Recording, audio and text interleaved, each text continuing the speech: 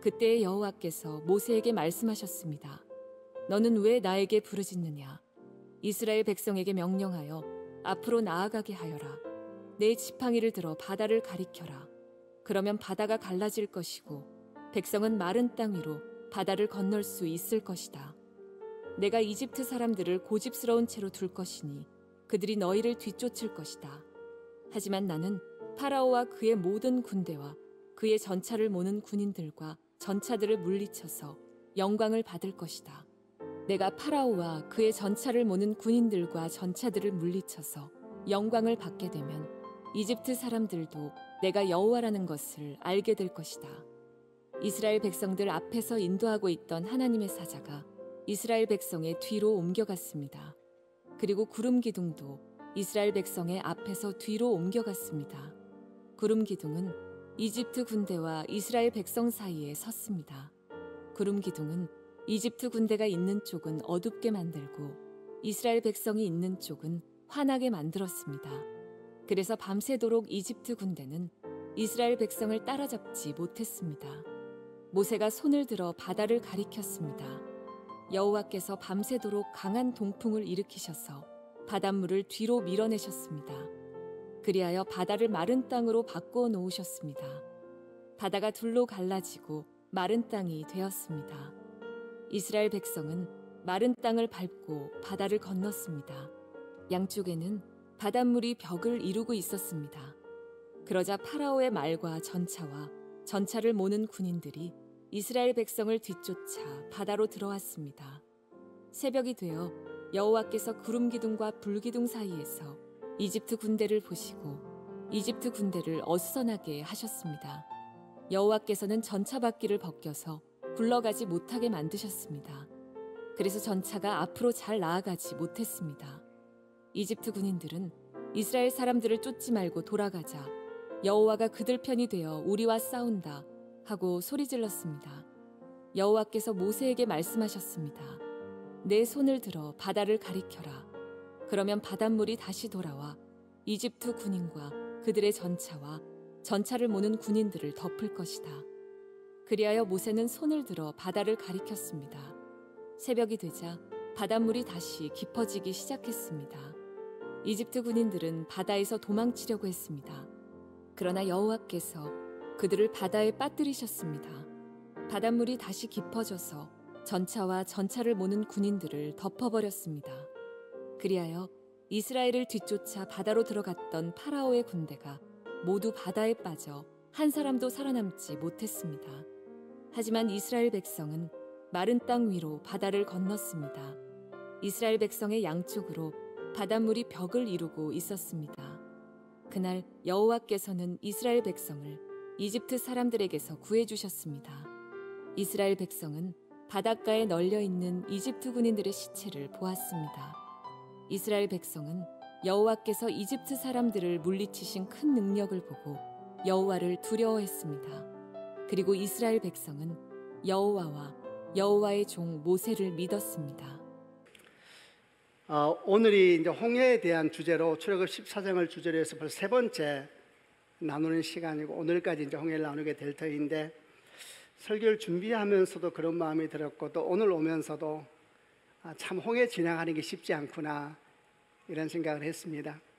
3주 동안 오늘도 이제 같은 부분을 저희가 읽었잖아요. 어떤 분들은 아이고 저 부분 또 나오네 그렇게 혹시 하면서 보셨을지 모르겠는데 3주 동안 그냥 이런저런 생각을 많이 하는 것 같아요. 저 개인적으로도 홍해 지나가는 게 참 쉽지 않구나 생각도 하고 저도 3주 동안 되게 힘들었거든요. 몸도 여러 가지가 안 좋고 힘들었는데 드디어 이제 오늘 홍해가 지나가는구나 생각하니까 아주 기쁩니다. 그 홍해에 지나가면 뭐가 나오느냐? 광야가 나옵니다. 그러나 그 광야가 홀로 가는 광야가 아니라 주님과 함께 가는 광야의 삶을 우리가 연습하고 훈련하고 기도하는 시간이니까 다 은혜의 시간이 될 줄로 믿습니다. 홍해가 아주 중요한 주제여서 우리가 오늘까지 하게 됐으니까 오늘도 주의 은혜가 여러분과 함께 하시기를 바랍니다. 구약의 전체에서 가장 중요한 사건을 하나 꼽으라 그러면 뭘 말할 수 있을까 이야기할 때에 아마도 적지 않은 사람들은 출애굽 사건을 이야기할 겁니다. 그만큼 출애굽 사건은 이스라엘 민족에 있어서도 대단히 중요하고 구약의 역사 전체 흐름에서도 대단히 중요한 사건이었습니다. 이를 통해서 노예 무리에 불과하였던 히브리 사람들이 약속의 민족으로 거듭나게 되는 이제 그런 전환을 하게 되었습니다. 그것만이 아니고 출애굽 이후에 40년 동안 이어지는 광야 생활을 통하여 그들은 하나님 말씀인 율법을 맡은 백성으로 세워지게 되고 하나님의 임재의 상징인 성전과 예배를 맡은 민족으로 세워지는 일까지 있게 됐으니까, 이 모든 시작이 출애굽이었으니까 그만큼 중요한 의미가 있고 또 소중한 하나님의 사건이라 할 수가 있습니다. 이 출애굽 사건의 중요한 참 두 가지 중심되는 사건은 유월절 사건과 그리고 홍해 사건입니다. 유월절을 통해서 출애굽이 시작되었고 홍해를 통해서 광야가 시작되었는데, 아마 기억을 되살려 보시면 저희가 유월절 2주 동안 나눴을 거요, 홍해는 오늘까지 3주에 걸쳐서 나누고 있습니다. 그만큼 우리에게 많은 걸 생각하게 하고 중요한 의미가 있다라는 생각이 듭니다. 유월절과 홍해가 없었다면 이스라엘 민족은 말씀과 예배를 맡은 특별한 사명의 민족으로 세워질 수 없었을 것인데, 이는 이스라엘 민족의 문제만이 아니라 신약을 산 우리도 똑같습니다. 우리도 사실 영적 출애굽을 통해서 이스라엘 하나님의 백성으로 거듭나게 되고, 그리고 유월절 어린 양 예수의 피로 말미암아 그리고 홍해 사건을 통하여서 하나님의 백성으로 살아가는 삶의 자리에 서게 됐으니까 이 출애굽 사건, 유월절 사건, 홍해 사건이 대단히 중요한 것입니다. 특별히 그 중에서 우리가 지난 2주 동안 홍해에 대해서 참 여러 이야기를 함께 나누어 왔었습니다. 왜 우리를 하나님께서 홍해를 이끄셨는지, 왜 우리는 홍해를 지나야만 하는 것인지, 그리고 홍해를 마주대하고 하나님께서는 이스라엘 백성에게 무슨 말씀을 하셨는지, 그리고 홍해는 어떻게 갈라졌는지 등등에 이르기까지 자세한 이야기를 함께 살펴보았습니다. 오늘은 이런 홍해 사건이 우리 신앙생활에 주는 영적 의미가 무엇인가, 영적 교훈이 무엇인가 몇 가지 얘기를 나누면서 홍해 사건을 정리해 보려고 합니다. 먼저 홍해가 우리에게 주는 영적 교훈, 그 첫 번째는 우리 삶에 있어서 수많은 선택의 신갈에 하나님 없이 가는 해변길보다는 하나님과 함께 가는 광야길을 택하는 인생이 되어야 한다라는 것이 홍해가 우리에게 가르치는 첫 번째 영적 교훈입니다. 삶의 선택의 순간에 하나님 없이 가는 해변길보다는 하나님과 함께 가는, 힘들고 어려울지라도 하나님과 함께 가는 광야길을 택해야 된다라는 교훈입니다. 이 교훈의 초점은 해변길인가 광야길인가 이것에 초점이 있는 것이 아니고, 이 교훈의 초점은 하나님과 함께 가는 길인가 아니면 하나님 없이 홀로 가는 길인가, 여기에 초점이 있습니다. 그리고 성경은 말씀하시길 하나님과 함께 가는 그 길이 광야길이다, 이렇게 이제 말씀하고 있는 겁니다. 이런 말씀을 듣다 온 혹자는 생각하시기를, 왜 하나님과 함께 가는 길을 꼭 광야길이라고 설명을 할까? 하나님과 함께 가는 길이 해변길이 될 수도 있고 하나님과 함께 가는 길이 지름길이 될 수도 있지 않을까? 왜 하나님과 함께 가는 것을 굳이 광야길이고 돌아가는 길이라고 그렇게 말을 해야 될까? 이런 생각이 들지도 모르겠습니다. 그렇게 생각할 수 있을 것 같습니다. 그리고 아마도 궁극적으로는 분명히 그럴 것이라고 생각을 합니다. 그러나 성경은 분명히 말씀하시기를 하나님과 함께 걷는 길은 세상이 보기에, 그리고 사람들이 보기에, 그리고 더 중요한 것은 믿는 우리들이 보기에도 그 길은 분명히 돌아가는 길이고 힘들고 거친 길이고 외로운 그리고 좁은 광야길이라는 사실입니다.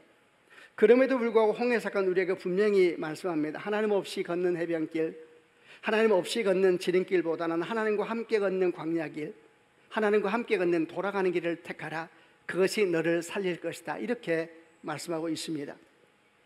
성경의 여러 믿음의 사람들을 생각해 보았습니다. 그리고 그들의 삶을 생각해 볼 때에 그들 모두가 정말 성경이 말씀하는 그대로 이 두 길의 선택에서 하나님과 함께 가는 홍해 길을 선택했던 사람들이었구나 라는 걸 다시 한번 돌아볼 수가 있었습니다. 우리가 사랑하는 믿음의 조상 아브라함을 한번 생각해 보시길 바랍니다. 창세기 12장을 보게 되면 하나님께 처음 아브라함 부르실 때 말씀하시기를 너는 너의 고향 친척 아버지 집을 떠나 내가 너에게 보여줄 땅으로 가라, 이렇게 말씀을 하셨습니다. 이때 하나님께서 말씀하신 고향 친척 아버지 집은 정확하게 어디냐 하면은 메소포타미아 지역의 갈대아 우르라는 지역이었습니다.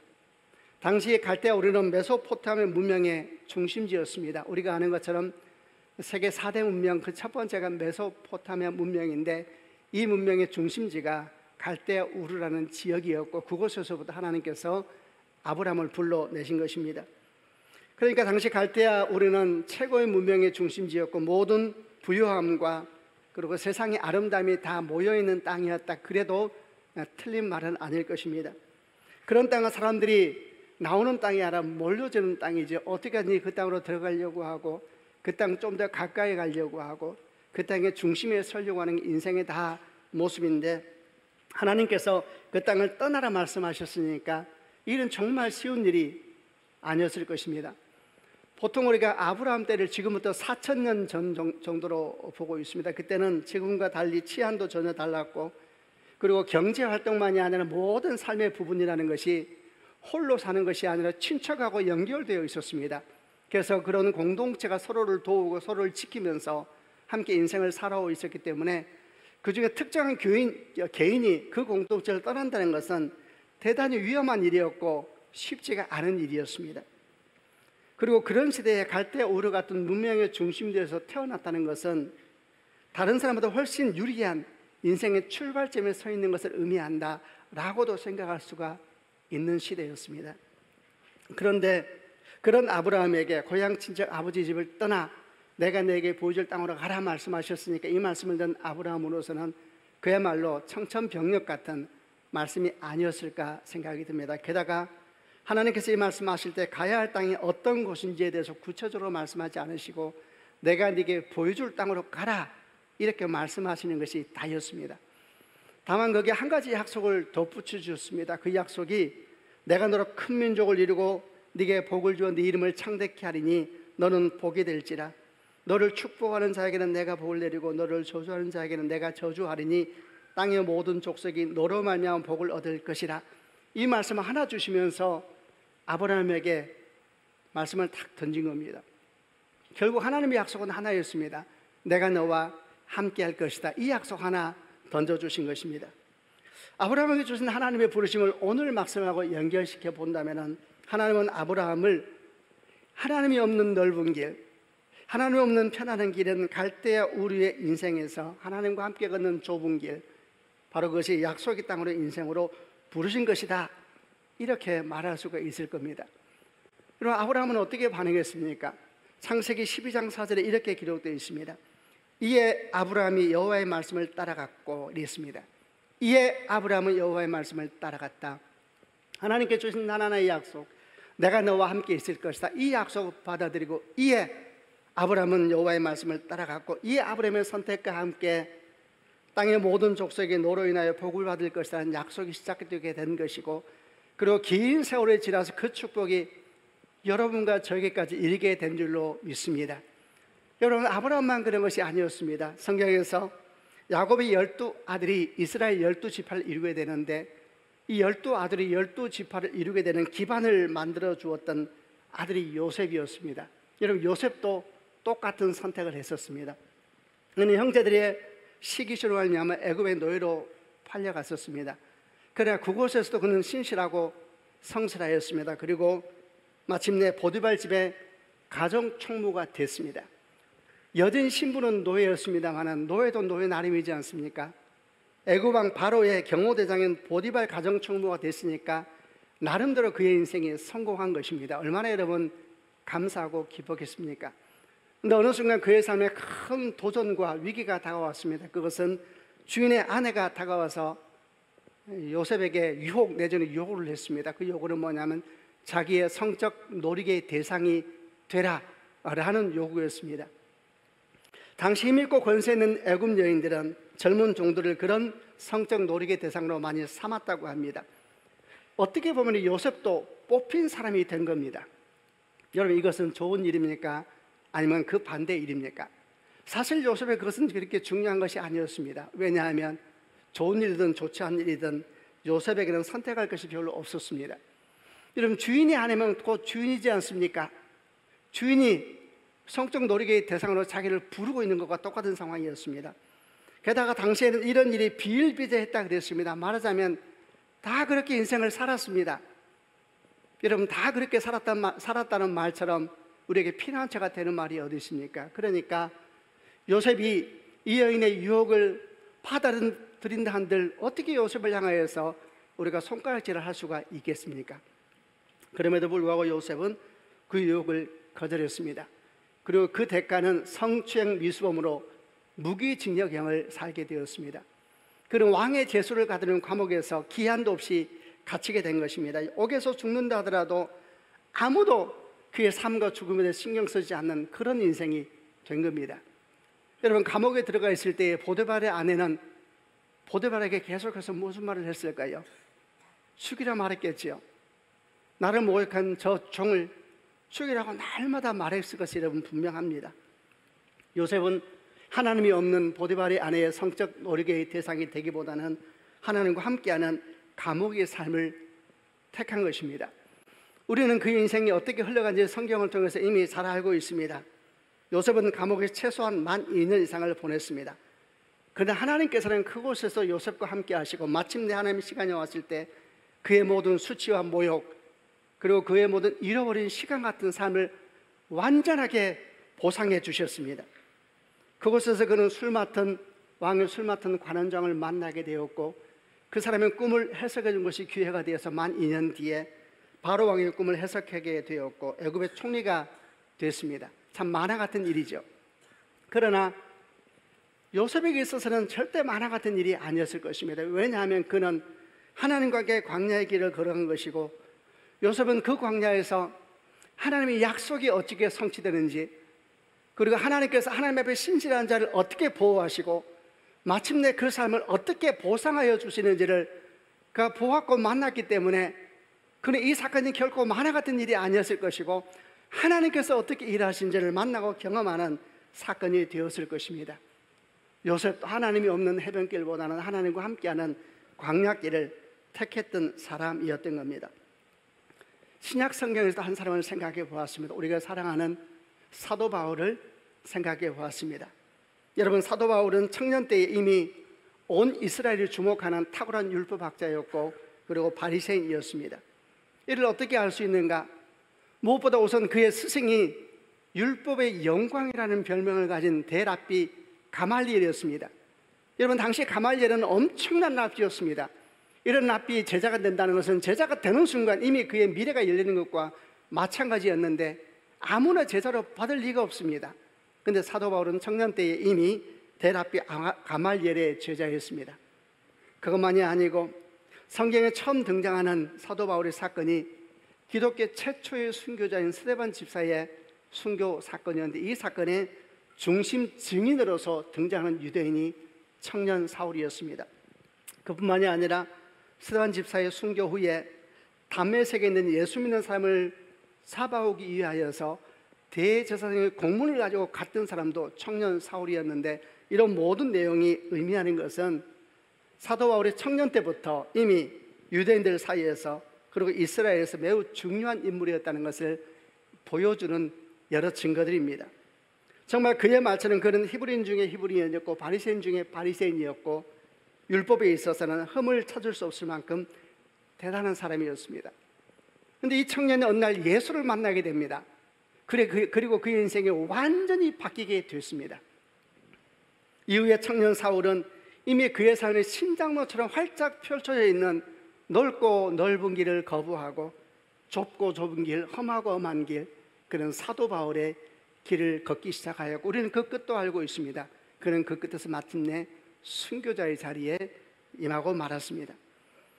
이런 그의 삶을 한마디로 보여주는 신앙 고백이 빌립보 교회에 보냈던 편지에 나타나 있는데, 빌립보 3장 4절부터 8절에 그의 인생을 이렇게 기록을 하고 있는, 한번 읽으면서 그의 삶을 한번 생각해 보길 바랍니다. 먼저 제가 4절을 읽겠습니다. 사실 육체적으로 보면 나 스스로를 믿을 수도 있습니다. 이 세상 어느 누구보다도 인간적인 조건을 더욱 많이 갖춘 사람이 바로 나입니다. 5절, 나는 태어난 지 8일 만에 할례를 받았습니다. 이스라엘 민족 중에서도 베냐민 지파의 자손이며 히브리인 중에서도 히브리인입니다. 모세 율법은 내 인생의 안내자 역할을 하여 나는 율법을 가장 엄격히 지키는 바리새인이 되었습니다. 율법을 지키는 것에 너무나 열심이었으므로 교회를 핍박하기까지 하였습니다. 내가 모세의 율법을 지키고 따르는 데 있어서는 그 어느 누구도 허점을 찾을 수 없을 정도였습니다. 여러분, 얼마나 놀라운 말입니까? 사도 바울이 헛소리를 하는 사람이 아니지 않습니까? 그런데 그 사람 스스로 말하기를 율법을 지키고 따르는 데 있어서는 아무도 자기에서 허점을 찾을 수 없을 것이다. 정말 그가 대단히 놀라운 사람이었고 열심히 살았던 사람이죠. 근데 그가 7절에 가서 이렇게 변화되기 시작합니다. 7절 말씀을 같이 읽겠습니다. 시작. 그때는 이 모든 것이 내게 너무나 소중하고 가치 있는 것들이었습니다. 그러나 예수 그리스도를 만난 이후 그 모든 것이 아무 쓸모없는 것임을 알았습니다. 8절 읽겠습니다. 그것들뿐만 아니라 이 세상 그 어떤 것도 내 주 예수 그리스도를 아는 것과 비교가 되지 않습니다. 예수 그리스도를 위하여 나는 모든 것을 버렸습니다. 모든 것이 쓰레기처럼 아무런 가치가 없다는 것을 이제 압니다. 이래서 나는 그리스도를 알게 되었습니다. 여러분 보십시오. 아브라함도 그렇고 요셉도 그렇고, 그리고 사도 바울도 그가 큰 소리를 외치고 있는 것, 그의 삶을 갖춰서 외치고 있는 것이 무엇입니까? 그것은 하나님이 없는 가깝고 편한 많은 사람들이 북적거리는 해변길의 인생이 되지 말고 하나님과 함께 하지만 그것이 멀고 힘들고 어렵다 할지라도 하나님과 함께하는 광야길의 인생을 택해야 된다, 이렇게 외치고 있는 것이 아닙니까? 그리고 그들은 한결같이 말하기를 그 길이야말로 진짜 생명의 길이고 진짜 은혜의 길이고 아름답고 복되고 하나님의 약속이 성취되는 길이고 하나님께서 신실한 자를 어떻게 보호하시고 보상하여 주시는지를 경험하게 되는 길이라고 큰 소리로 증언하고 있는 것입니다. 그냥 우리 자신을 돌아보게 되었습니다. 우리도 살다 보면 인생의 중요한 순간마다 이런 두 가지 길의 갈림길에 설 때가 있다라고 느껴집니다. 성장하는 학생들, 자녀들 같은 경우는 대학교를 지나가는 순간에 어떤 사람은 원하는 대로 가기도 하고 어떤 사람은 또 실패하는 그 과정에서 인생에 뭔가 중요한 갈림길에 서 있다는 느낌을 갖기도 하고, 또 직장을 선택하는 순간, 직장에서의 수많은 선택의 순간들에서, 또 배우자를 선택하는 순간에, 자녀를 양육하면서 함께 꿈을 꾸고 인생을 어떻게 살아야 되는지 자녀에게 가르쳐주는 그 순간에, 그 외에도 인생의 중요한 순간마다 그 순간이 인생의 성공의 순간이든 실패의 순간인 우리는 이 두 길의 갈림길에 서 있다라고 느낄 때가 많이 있습니다. 성도 여러분, 그때 꼭 우리 홍해가 외치는 교훈을 기억하는 축복이 있기를 바랍니다. 그 갈림길의 순간에 하나님이 없는 지름길, 하나님이 없는 해변길보다는 하나님과 함께 가는 돌아가는 길, 하나님과 함께 수고하는 길, 하나님과 함께 외로운 광야길을 택하는 성도가 되기를 주님의 이름으로 축원합니다. 여러분, 그럴 때 그 길이야말로 진짜 생명의 길이고 그 길이야말로 주께서 주의 백성을 어떻게 보호하시며 어떻게 그의 삶을 보상하여 주시는지를 경험하는 하나님의 생명의 길이 될 줄로 믿습니다. 홍해가 주는 두 번째 영적 교훈은, 유월절 경험과 홍해의 경험이 없는 사람은 광야를 들어갈지라도 광야의 삶에서 승리할 수 없다라는 교훈입니다. 유월절 경험과 홍해의 경험이 없는 사람은 광야에 들어갈지라도 광야의 삶에서 광야의 삶에서 승리할 수 없다. 왜냐하면 유월절 경험과 홍해의 경험이야말로 광야의 삶에서 승리하게 하는 능력이기 때문에 그런 것입니다. 여러분, 왜 하나님은 출애굽한 이스라엘 백성들을 홍해로 인도하셨다고 했습니까? 그것은 광야로 이끌기 위해서라 그랬습니다. 홍해는 광야로 들어가는 입구이기 때문입니다. 그러므로 여러분, 홍해가 없이는 광야가 없습니다. 그전에는 유월절이 있었습니다. 유월절은 출애굽의 시작이었습니다. 그러므로 유월절 없이는 출애굽도 없는 것입니다. 하나님의 말씀은 매우 분명하면서 단순합니다. 그것은 유월절과 함께 출애굽은 시작되고 홍해를 건너면서 광야는 시작되는 것이다. 이것이 하나님께서 분명히 말씀하는 것입니다. 그러므로 유월절을 건너지 못한 사람들, 홍해를 건너지 못한 사람들은 광야를 들어간다 할지라도 광야의 삶에서 승리할 수도 없고 광야의 삶에서 하나님과 함께 하나님 나라를 이루어갈 수도 없다라는 것을 알려주는 것입니다. 그러므로 먼저 우리에게는 날마다 유월절 경험이 있어야 합니다. 여러분, 유월절 경험이 뭡니까? 우리가 지난 몇 주 동안 보면서 유월절을 2주 동안 설교했었습니다. 그리고 홍해를 지금 3주째 하고 있는데 한번 기억을 되살려 보시길 바랍니다. 유월절 경험이 뭡니까?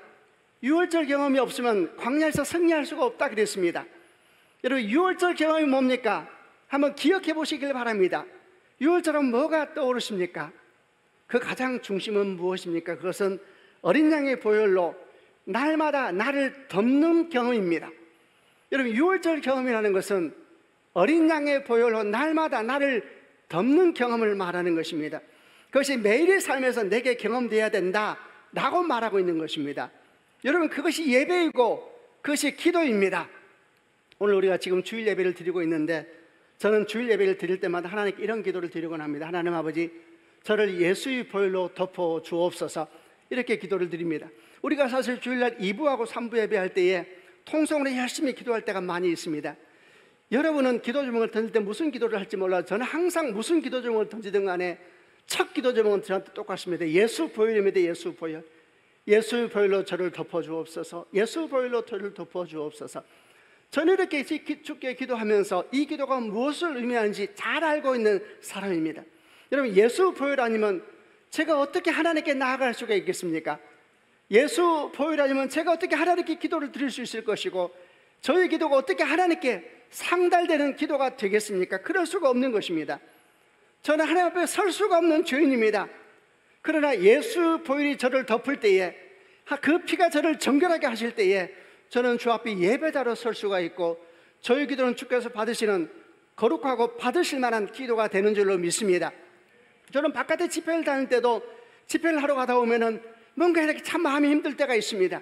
오늘 정말 집회가 잘 될까 이런 마음에 두려움이 될 때마다 올라가기 전에 항상 똑같이 기도를 합니다. 주여, 예수 보혈로 저를 덮어 주옵소서.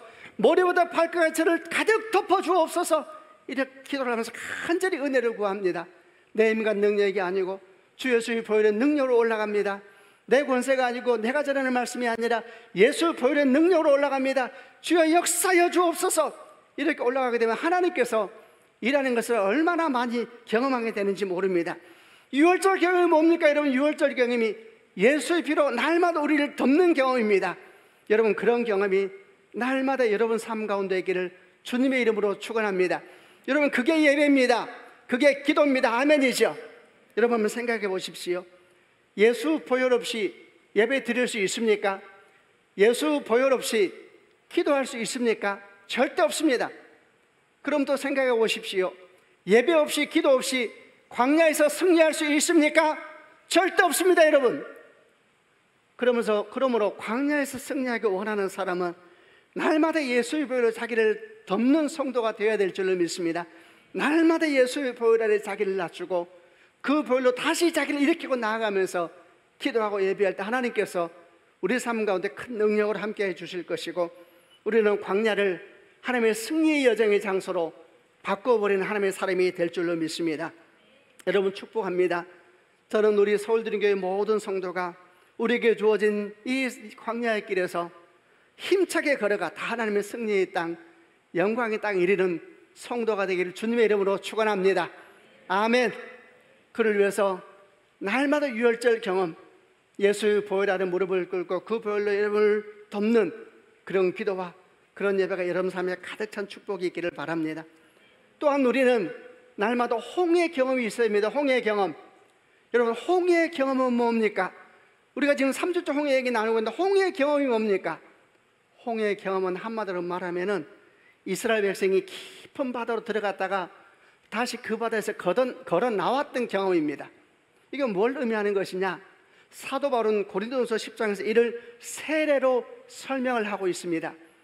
여러분에게 세례를 받을 때 물에 들어갔다가 물에 다시 나오는 것을 상징하는 물 뿌리는 의식을 행합니다. 여기서 물에 들어간다는 것은 무엇을 의미하는 것이냐? 내가 예수와 함께 죽었다라는 것을 고백하는 것이고, 물에서 올라온다는 이야기는 내가 예수와 함께 다시 살았습니다, 이걸 고백하는 것이 세례입니다. 그래서 세례를 받는다는 것은 나는 예수와 함께 죽고 예수와 함께 다시 살았습니다, 나는 예수와 함께 죽고 다시 산 사람으로 지금 내가 내 인생을 살아갑니다, 이 고백이 세례인 것입니다. 여러분, 그런데 그걸 홍해 사건으로 설명을 하고 있습니다. 그러면 홍해 경험을 뭐라고 할 수 있겠습니까? 그것은 첫째, 날마다 나를 예수와 함께 십자가에 못 박는 경험이고, 두 번째, 동시에 날마다 나를 십자가를 넘어서 부활의 자리에 세우는 경험입니다. 다른 말로 하면 첫 번째, 날마다 자기를 부인하는 삶을 걸어가는 것이고, 두 번째, 날마다 부활의 삶을 오늘 살아가는 자리에 나를 세우는 것, 여러분 그것이 홍해 경험이라 할 수가 있습니다. 여러분 한번 물어보겠습니다. 자기 부인 없이 광야의 삶을 걸어갈 수 있습니까? 여러분 절대 걸어가지 못합니다. 또 물어보십시다. 십자가를 넘은 부활의 삶이 없이 광야의 삶을 걸어갈 수 있습니까? 그것도 절대 못 걸어갑니다. 왜냐하면 십자가는 끝없는 자기 부인의 여정이고, 광야는 끝없는 자기 부인의 여정이고, 동시에 광야는 끝없는 부활을 오늘 살아가는 것을 훈련하는 삶의 여정이기 때문에 그렇습니다. 여러분 이제 다음 주부터 광야에 대해서 나누게 되겠습니다만은 이미 들었던 불기둥과 구름기둥 얘기를 한번 기억해 보시길 바랍니다. 광야에서 이스라엘 백성들은 날마다 구름기둥을 따라 움직였다고 했습니다. 근데 구름기둥이 어떤 때는 하루 만에 움직이기도 하고, 어떤 때는 한 달 만에, 어떤 때는 1년 만에 움직이기도 했다 그랬습니다. 이게 보통 일이 아니라 그랬습니다. 그럴 때마다 200만 명, 300만 명이라는 대도시의 인원들, 어린아이부터 노년이기까지 이 엄청난 인원들이 텐트를 쳤다가 텐트를 거두는 집단 이동을 해야 되는 일이 반복되었습니다. 이게 보통 일이 아닌 것입니다. 여러분 이런 일들이 40년 광야 동안 계속되었습니다. 여러분 광야의 삶은 자기를 날마다 십자가 못 박지 않으면 절대 걸어갈 수가 없는 여정이 광야의 여정입니다. 그러나 자기를 날마다 십자가에 못 박고 자기 부인의 삶을 훈련하고 걸어가게 되면 이 광야의 삶은 말할 수 없이 평안한 삶이고 하나님과 함께 승리하는 삶이 된다는 것을 믿음으로 받는 축복이 있기를 바랍니다. 광야의 삶은 끝없는 자기 부인의 삶입니다. 여러분 생각해 보십시오. 출애굽한 이스라엘 백성들은 40년 광야를 걸리면서 여호수아와 갈렙 여인은 모두 다 광야에서 죽고 말았습니다. 이는 굉장히 중요한 교훈입니다. 그들은 왜 광야에서 죽고 말았습니까? 그들은 유월절 지나고 홍해를 지났으면서도 날마다 홍해의 경험을 자기 삶 속에서 경험하지 못했던 사람들입니다. 홍해를 지났으면서도 날마다 자기를 십자가에 못 박고 날마다 거기서 다시 주와 함께 부활하는 삶을 매일매일 살지 않았기 때문에 홍해를 지났으면서 홍해 사건이 내게 무슨 의미가 있는가에 대해서 고민하고 기도하고 걸어가지 않았기 때문에 그들은 광야에서 다 넘어지고 결국 광야에서 죽고 말았던 것입니다. 사도 바울은 고린도서 15장 31절에서 이런 말씀을 했습니다. 나는 날마다 죽노라. 사도 바울거든 영적 거장도 말하는 것입니다. 나는 날마다 죽노라. 이게 뭔 말입니까? 지금 우리의 말씀과 연결시켜보면 그는 날마다 자기는 홍해의 경험 속에서 광야의 삶을 걸어가고 있다라는 말과 똑같은 고백입니다. 나는 날마다 죽노라. 날마다 깊은 바다에 들어가고 다시 거기에서 나오는, 날마다 자기를 십자가에 못 박는 자기 부인의 삶을 통해서 그는 광야의 삶을 걸어가고, 그리고 그런 사도 바울이기에 마침내 광야의 삶에 승리하는 백성이 될 수 있었을 것입니다. 여러분 그것만이 아니고 자기 부분만이 아니라 광야는 또한 끝없이 부활의 영광을 매 순간 살아가는 것을 훈련하는 자리였습니다. 그것이 또한 홍해 경험이었습니다. 여러분 광야를 생각해 보십시오. 광야는 40년 동안 매일 저녁마다 하늘에서 하늘 양식이 내렸습니다. 아침에 나가서 그 양식을 거뒀는데 도대체 이해할 수가 없어서 이름을 만나라고 지었습니다. 이게 뭔가 라는 뜻이었습니다. 매일매일 하늘 양식을 먹는 40년이었습니다. 하늘의 성전이 땅에 임한 상징인 회막이 이스라엘 백성의 한가운데 있었습니다. 하나님의 임재의 상징인 구름기둥과 불기둥이 항상 눈에 보이는 곳에 있었습니다. 여러분 보십시오. 40년 광야는 무엇을 연습하는 시간이었는가? 하나님의 양식을 지금 먹으며 하나님의 임재 속에서 지금 예배하며 하나님의 나라를 지금 경험하며 살아가는 것으로 훈련하는 삶, 여러분 그것이 40년의 광야 생활이었습니다. 여러분 그것이 바로 부활을 오늘 살아가는 것입니다. 부활을 오늘 살아가는 그 사람이 여러분 광야의 삶에서 승리하는 사람이 되는 것입니다. 여러분 다시 한번 주님의 이름으로 축복합니다. 저는 우리 모든 성도들이 유월절 지나고 홍해를 지나서 우리에게 주어진 광야의 삶의 자리에서 다 승리하는 성도가 되기를 주님의 이름으로 축원합니다. 아멘. 그를 위해서 지금 말한 것, 부활을 오늘 살아가는 성도가 되어야 합니다. 그게 홍해 사건입니다. 홍해 사건. 깊은 바다에 다시 나오는 것을 매일매일 경험하는 것. 여러분 부활을 오늘 살아가야 됩니다. 오늘 부활을 오늘 산다는 게 뭡니까? 언젠가는 내 인생에 좋은 일이 생기겠지가 아니고 이미 나는 주의 은총 가운데 사는 사람이다, 이렇게 믿음으로 받는 축복이 있기를 바랍니다. 이미 나는 복된 사람이다, 이미 나는 은혜 아래에 있는 사람이다. 다시 할게요. 아멘 하셔야 돼요. 크게 하세요. 이미 나는 복된 사람이다, 이미 나는 은혜 아래에 있는 사람이다. 언젠가 그런 날이 오겠지가 아니라 이미 나는, 지금 나는 하늘 양식을 먹으며, 지금 나는 하나님 앞에 예배하며, 지금 나는 하나님과 함께 걸어가고 있다. 부활을 지금 사는 사람들, 여러분 이미 여러분이 복된 사람인 걸 믿으시는 축복이 있길 바랍니다. 여러분 저는 이미 복된 사람입니다. 여러분 저한테 잘하시길 바랍니다. 왜냐하면 저는 복된 사람입니다. 복된 사람. 제가 세상에서는 뭐 가진 게 없습니다만은 제가 하나님 앞에서 제가 얼마나 복된 사람인지 제가 압니다. 여러분 제가 자주 말합니다만은 저는 우리 아이들이 정말 말합니다. 아버지 잘 만났다고. 정말 저는 그렇게 생각합니다.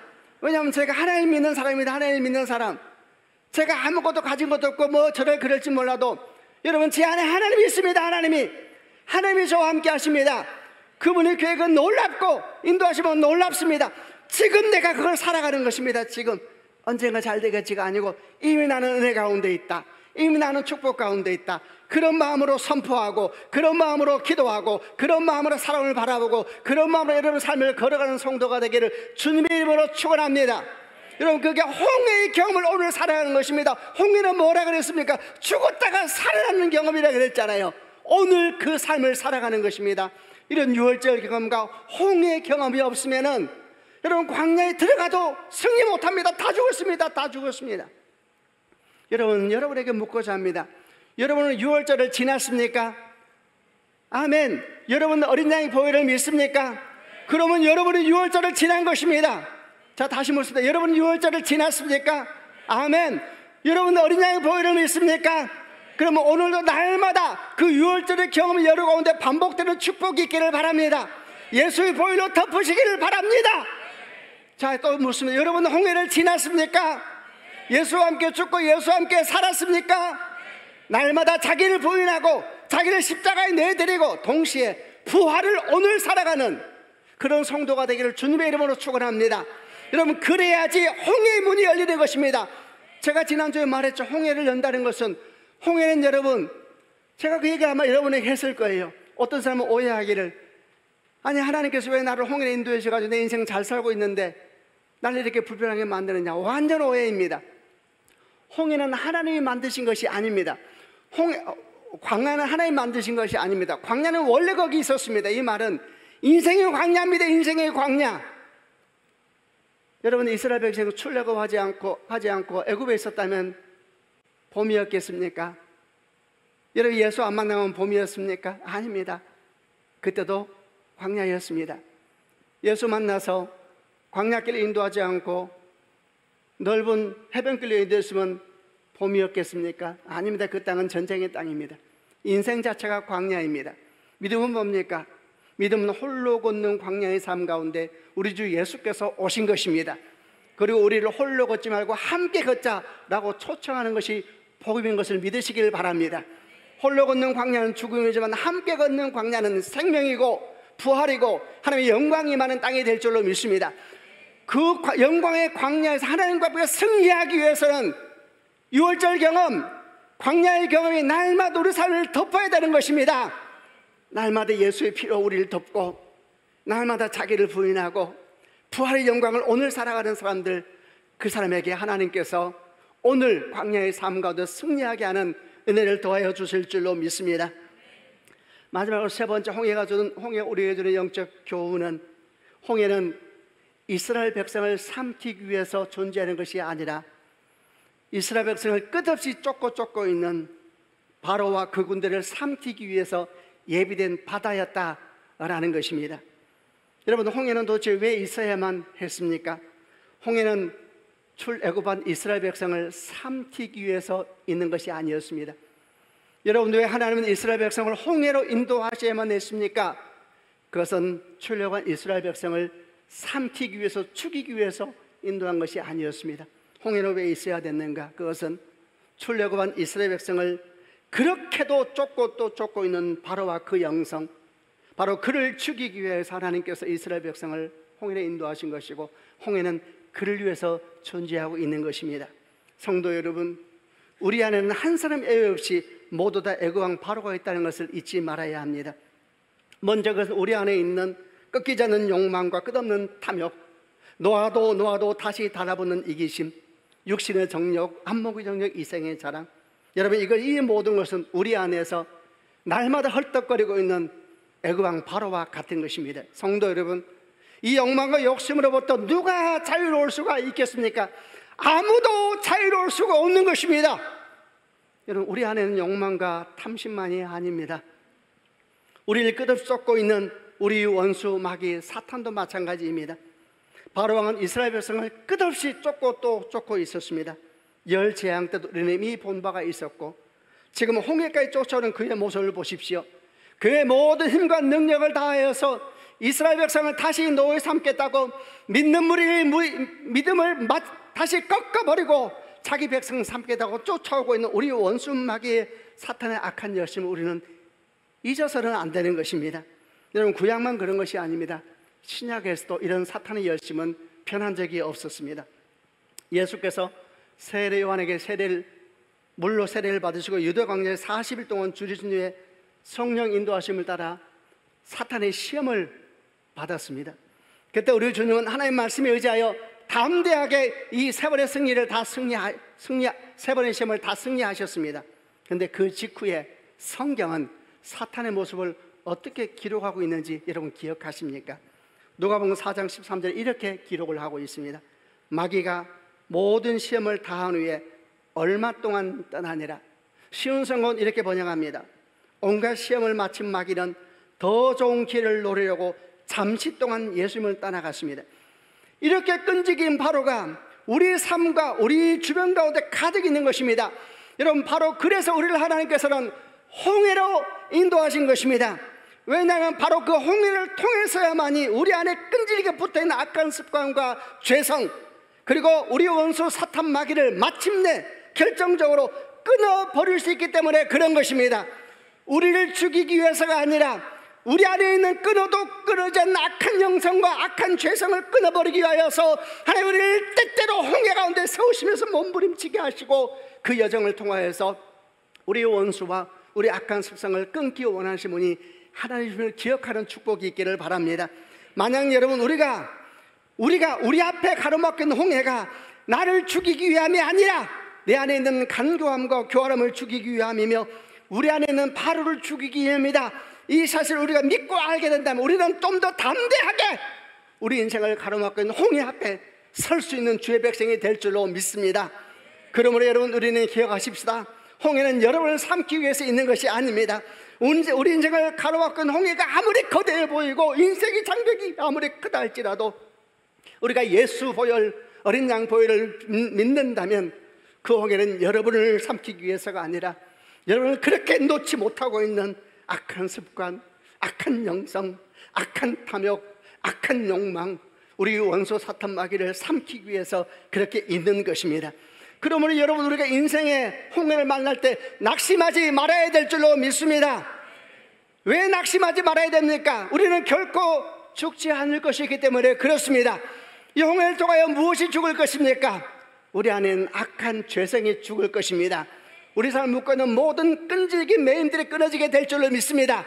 그러므로 낙심하지 말아야 합니다. 낙심하지 말아야 됩니다. 하나님께서 성경에 말씀하시길 밤새 동풍을 불게 하셔서 홍해를 가르셨다 그랬습니다. 그러므로 여러분, 밤새 주께서 동풍이 불게 했다 그랬어요. 생각해 봅니다. 한순간에 왜 가르지 않으셨을까? 그만큼 그 밤은 길고도 끈질기다는 이야기인데, 그만큼 우리 탐욕은 끈질기며 우리 재성은 뿌리가 깊으며 그만큼 우리 원수 마귀 사탄이 끈질기한 의미가 아니겠습니까? 주님은 결코 포기하지 않고 우리를 마침내 자유케 하실 것입니다. 아멘. 밤새 동풍이 불게 하셔서 홍해를 갈랐다 그랬습니다. 그러면 우리도 그 밤이 아무리 깊고 아무리 외롭고 아무리 슬프고 서럽다 하더라도 결코 낙심하지 말고 포기하지 말고 주와 함께 믿음으로 굳게 서 있는 성도가 되기를 주님의 이름으로 다시 한번 축원합니다. 우리는 그 밤 반드시 홍해 한가운데서 마른 땅을 보게 될 것이고, 우리는 아침을 맞이할 때 그 마른 땅을 받고 마침내 홍해를 지나가서 우리를 따르는 그 모든 악한 영들이 수상되는 것을 볼 날이 오게 될 줄로 믿습니다. 사랑하는 성도 여러분, 우리가 3주 동안 지금까지 홍해를 나누었습니다. 이제 말씀을 마무리하고자 합니다. 다시 한번 우리 여정을 돌아옵니다. 제가 한번 선포할 때 아멘 하시길 바랍니다. 우리는 6월절을 지났습니다. 어린 양의 피가 우리와 함께합니다. 아멘. 우리는 홍해를 지났습니다. 우리는 날마다 예수와 함께 십자가에 못 박히고 다시 또 부활의 영광을 오늘 살아가는 주의 성도가 되었습니다. 아멘. 이제 우리 주님과 함께 우리 앞에 주어진 광야의 길을 걸어가십시다. 모든 인생은 다 광야지만 함께 가는 그 광야는 우리에게 승리가 무엇인지, 영광이 무엇인지, 하나님 나라가 무엇인지를 가르쳐주는 하나님의 승리의 땅이 될 줄로 믿습니다. 우리가 걸어왔던 그 6월절 경험을 날마다 경험하고 우리가 걸어왔던 홍해의 경험을 날마다 경험하며 결코 우리는 죽지 않을 것이고 무너지지 않을 것이니 주와 함께 담대히 걸어가서 우리 함께 주의 땅에서 영광의 노래를 부르고 승리의 노래를 부르고 주께 영광을 돌려드리는 성도가 되기를 주님의 이름으로 축원합니다. 우리에게 주어진 모든 광야의 삶에서 우리 함께 승리하십시다. 그렇게 주께 영광을 돌려드리는 성도가 되기를 주님의 이름으로 축원합니다. 우리 3주 동안 저도 고생했고 여러분도 고생했는데 홍해 건너느라 너무 수고 많았습니다. 우리 하나님께 한번 감사의 박수를 드리겠습니다. 제가 한 번 더 선포할 때 했던 얘기입니다. 한번 크게 하면 하십시다. 우리는 6월절을 지났습니다. 어린 양의 보혈이 우리와 함께합니다. 우리는 홍해를 지났습니다. 날마다 우리의 십자가에 못 박고 아멘. 그리고 날마다 우리는 부활을 오늘 살아가는 성도가 되었습니다. 광야를 두려워하지 말고 주와 함께 걸어가십시다. 우리는 승리하게 될 것입니다. 아멘. 같이 한번 기도하십시다. 가슴에 한번 다 손을 얹고 기도할 때에 지난 3주 동안 홍해에 대한 말씀을 나누면서 저 개인적으로도 굉장히 힘든 시간을 걸어왔다는 생각이 듭니다. 여러 가지가 많이 힘든 시간이었습니다. 아마 어쩌면 여러분 삶 가운데도 어떤 분들은 지난 3주 동안 많이 힘든 시간을 걸어온 분이 계실지도 모르겠습니다. 하나님 아버지, 저는 오늘 아침에 나오면서 생각했습니다. 드디어 오늘 홍해가 지나가는구나. 홍해가 지나가는구나. 하나님 아버지, 우리에게 주신 말씀을 우리가 붙잡고 주 앞에 나아갑니다. 우리 삶 가운데 다 홍해를 마주하고 광야를 마주하게 되는데 우리에게 주신 말씀을 붙잡고 우리가 승리하는 주의 백성이 다 되게 하여 주옵소서. 오늘 들은 말씀 가운데서 여러분이 가장 붙잡기 원하는 말씀 하나 다 붙잡으시길 바랍니다. 이게 정말 내게 주신 말씀일까 의심이 될지라도 하나님, 저는 이 말씀을 정말 놓을 수가 없습니다. 그 말씀을 딱 붙잡고 이 시간 주 앞에 함께 기도하십시다. 하나님 아버지, 홍해에 대한 주의 말씀을 제가 붙잡습니다. 이 말씀이 내 삶 가운데 그대로 이루어지게 하여 주옵소서. 하나님, 저희가 기도합니다. 이 말씀이 바람처럼 흩어지지 않게 하여 주시고 내 삶에 뿌리내리는 생명의 말씀이 되게 하여 주시고 뿌리내리고 열매가 맺게 하여 주셔서 이 말씀이 주의 권능의 말씀으로 내 삶 가운데 이루어지게 하여 주옵소서. 주신 말씀 붙잡고 같이 한번 통성으로 하나님께 기도하겠습니다.